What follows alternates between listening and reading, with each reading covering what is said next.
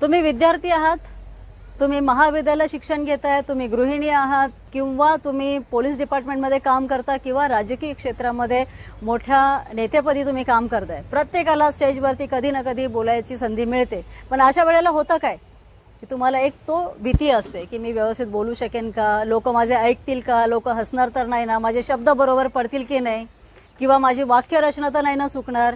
ही भीती मला वाटते प्रत्येकाच्या मनामध्ये असते की नाही.